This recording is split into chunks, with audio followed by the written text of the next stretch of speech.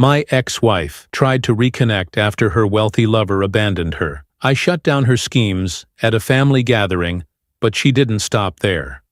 At 42 years old, I'm living a life I once thought was out of reach. A peaceful home in Vancouver, a thriving career as an architect, and a partner who values me for who I am. But if you had told me 10 years ago that I'd be here today, I probably wouldn't have believed it. Back then, I was trapped in a marriage that, to outsiders, seemed perfect. She was beautiful, charming, and always knew how to present an ideal image to the world. Behind closed doors, though, she was obsessed with appearances, status, and control. Our life together was more about looking successful than being happy. Her name doesn't matter now.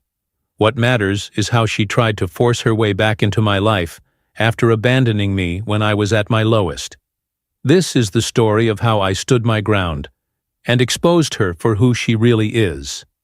I met her in my early 30s. At the time, I was working long hours trying to establish myself in an architectural firm.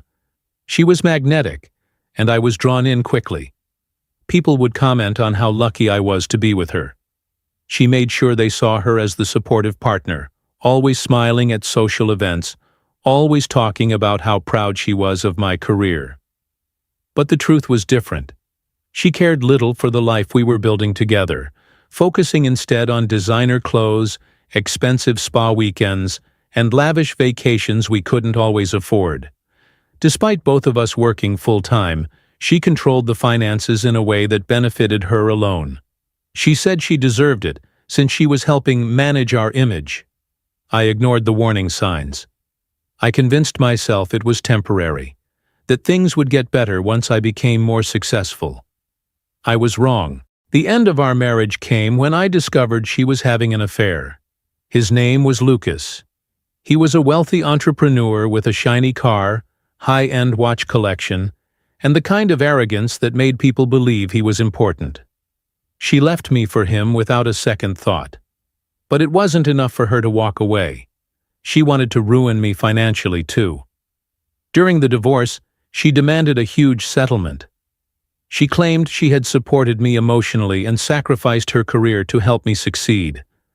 The reality was that we were both working, and she had been draining our savings to fund her lifestyle.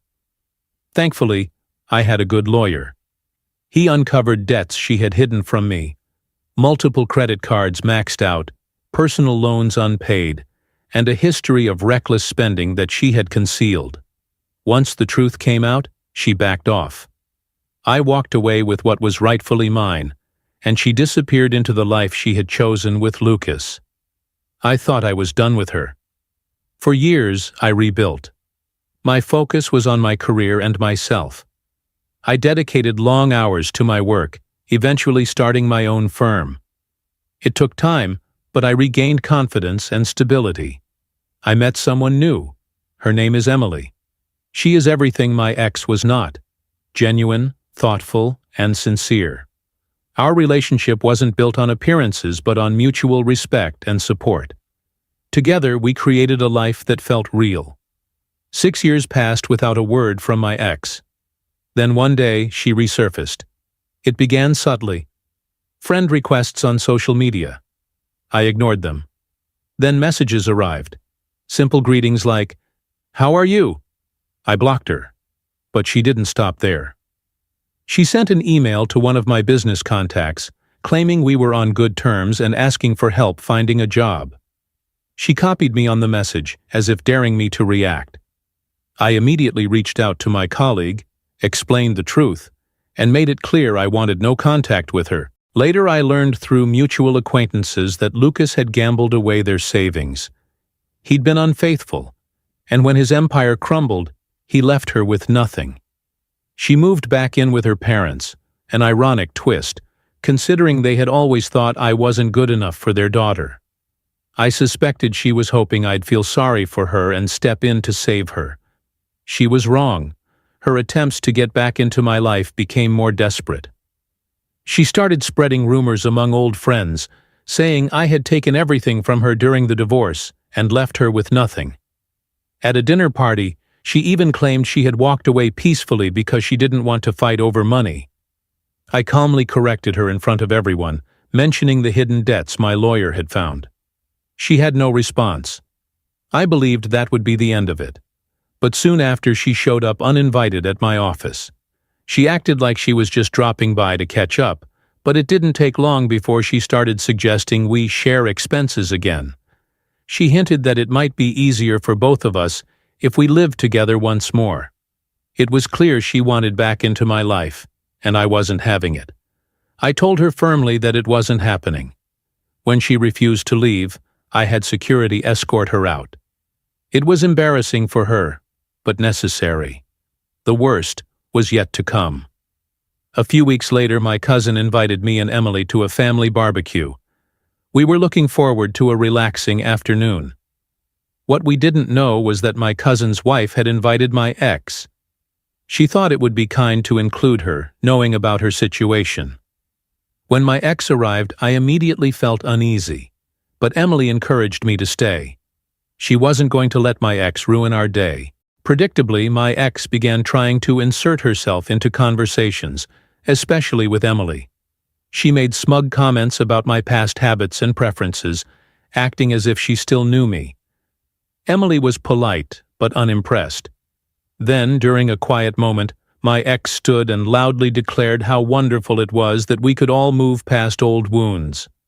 She spoke about forgiveness, as if we were all characters in her personal redemption story. I didn't let her rewrite history. I reminded her in front of everyone that our marriage ended because of her repeated choices, not a single mistake. I told her I had moved on and suggested she do the same. The table fell silent. She looked stunned, but quickly spiraled into a rant about second chances and how unfair I was being. Before I could reply, Emily calmly stated that redemption requires change, and that from what she'd seen, my ex hadn't changed at all. My ex stormed out shortly after, but the drama didn't end there. She tried to gain sympathy from my cousin's wife, claiming I had humiliated her. My cousin overheard and told her that no one forced her to bring up the past or attend the barbecue. She had done that to herself. In the following days, she called my parents, trying to sway them to her side. My mother made it clear that she was happy I had moved on and told my ex not to involve her. My father told her bluntly to stop calling. It should have ended there, but she managed to find Emily's phone number through social media and sent her a long message about how they should work together for my sake. Emily showed me the message, and I told her she could respond however she wanted. Emily replied that there was nothing to work on, and that my ex needed to stop contacting her. Then she blocked the number. A week later, a letter arrived at my office. It was a bizarre legal threat claiming I had caused her emotional distress at the barbecue and demanding both an apology and financial compensation. I was stunned by her audacity. I forwarded it to my lawyer, who drafted a formal response, making it clear we would file counterclaims for harassment and defamation if she pursued it. Unsurprisingly, I never heard back. Her next tactic was to spread lies among mutual friends, saying Emily was only with me for money, and that I had become cold and unrecognizable. At first I thought ignoring her would be best, but then Emily and I attended a gathering where some of those rumors were being whispered. Emily addressed them directly, joking that if she was a gold digger, she wasn't very good at it, considering we split the bill on dates. People laughed, and the rumors died instantly. The final act of desperation came when my ex posted a long, dramatic rant on Facebook, tagging both me and Emily. She accused me of abandoning her when she needed me most, and painted Emily as a manipulative homewrecker. The post was filled with lies, but it was so over the top that most people saw through it immediately. I refused to let her control the narrative and made a simple post in response. Some people use social media to avoid taking responsibility for their actions. I'm not engaging in public drama. My life is good, and I have no regrets. The support was overwhelming. Dozens of people commented in our defense, calling out her behavior. She deleted her post within hours, but the damage to her reputation was irreversible. Looking back, none of this truly surprises me.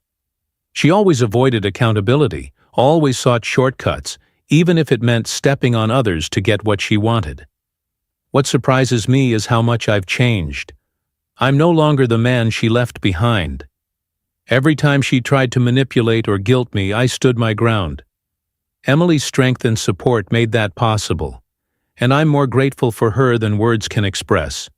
We've come out of this closer than ever, and I'm certain I will never let someone like my ex back into my life. If there's one lesson I've learned, it's this: people only have the power you give them. My ex tried everything to worm her way back in, but I'm proud of the life I've built. No one is taking that from me. If you found this story powerful, subscribe to the channel for more real-life stories and lessons on standing your ground.